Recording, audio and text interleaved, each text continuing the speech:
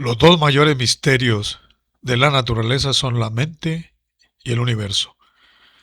Gracias a nuestra avanzada tecnología, hemos sido capaces de obtener imágenes de galaxias situadas a miles de millones de años luz, manipular los genes que controlan la vida e introducirnos en el Sancta Sanctorum del átomo.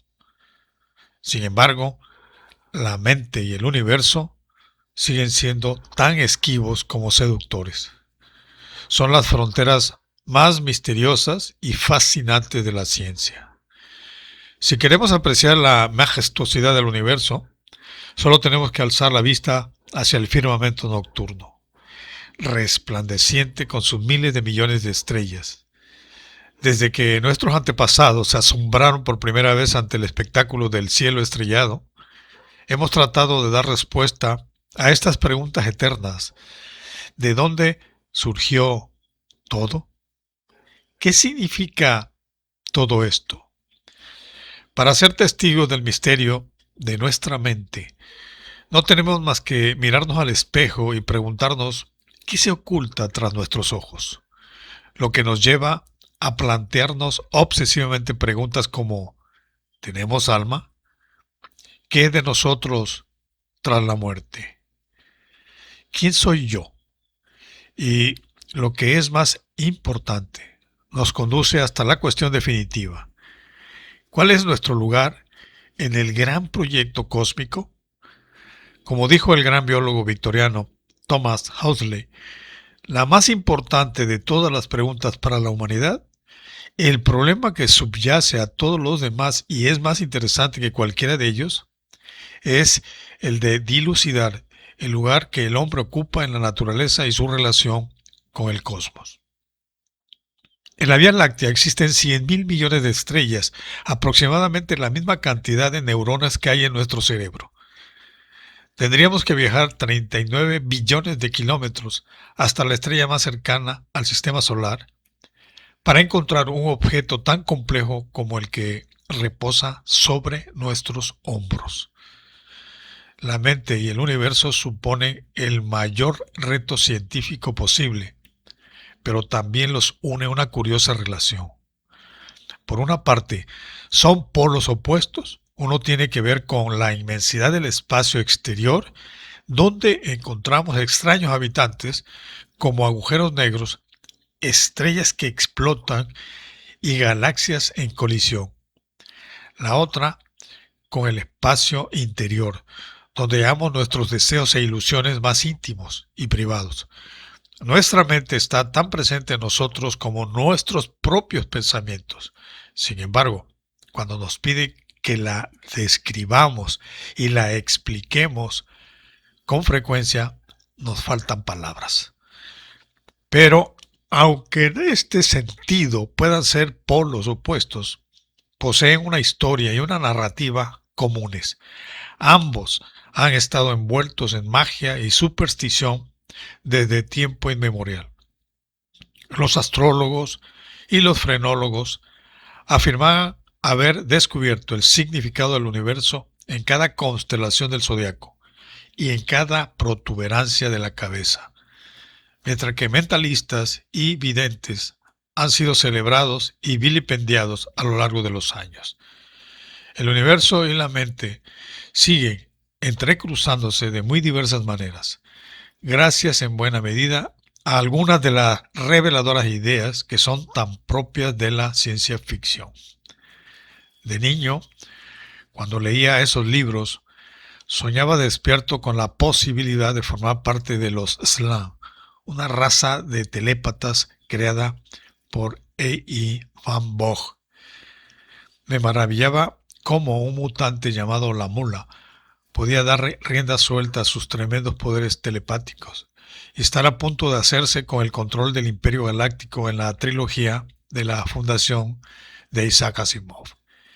Y en la película El Planeta Prohibido, me preguntaba cómo una civilización millones de años más avanzada que la nuestra podía canalizar sus enormes poderes telepáticos para transformar la realidad a su antojo y capricho. Más tarde, cuando tenía unos 10 años, se estrenó en televisión The Amazing Dungeon, que deslumbraba al público con espectaculares trucos de magia. Su lema era: para quienes creen, no es necesaria ninguna explicación. Para quienes no creen, ninguna explicación será suficiente. Un día dijo que transmitiría sus pensamientos a millones de personas en todo el país. Cerró los ojos y empezó a concentrarse.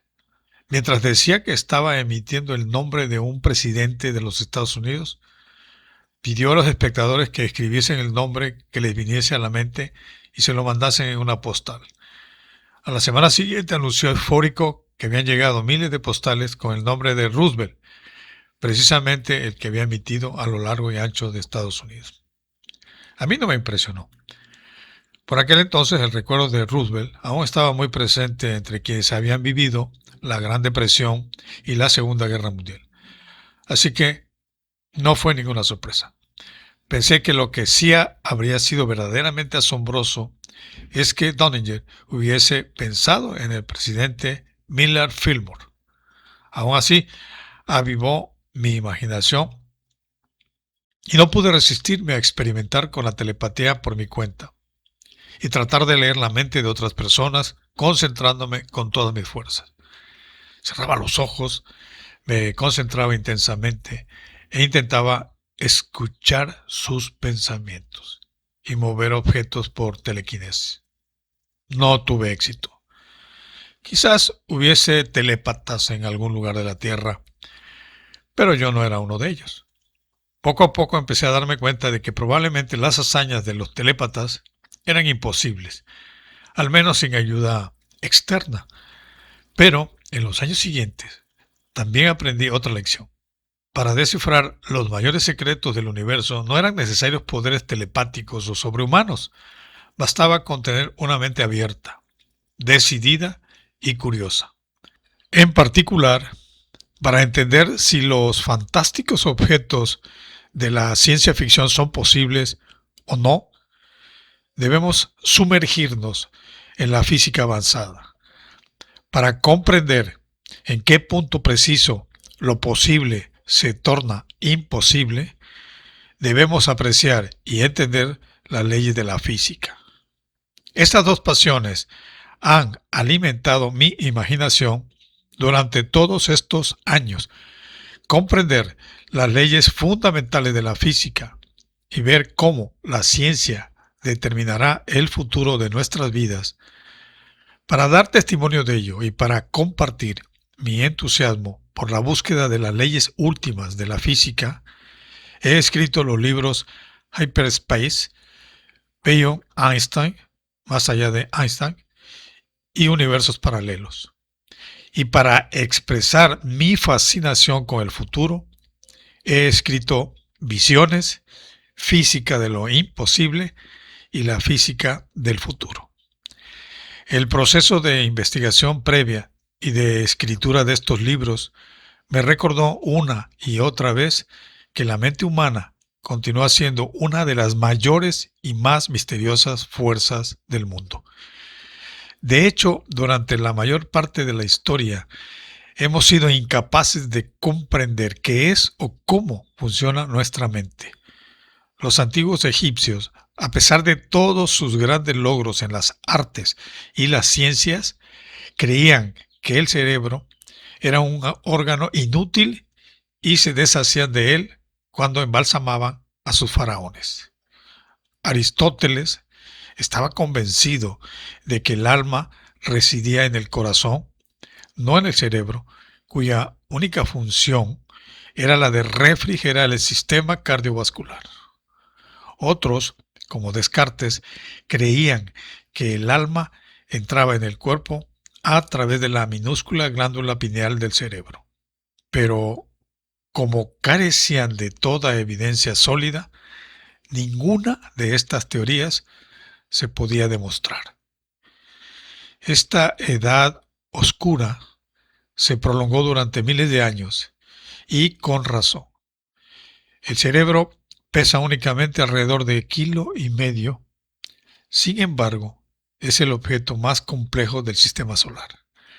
aunque supone tan solo el 2% del peso corporal. Su apetito es insaciable y consume un 20% de nuestra energía total. En los recién nacidos, el cerebro consume un pasmo de 65% de la energía total del bebé, mientras que un 80% de nuestros genes codifican características del cerebro.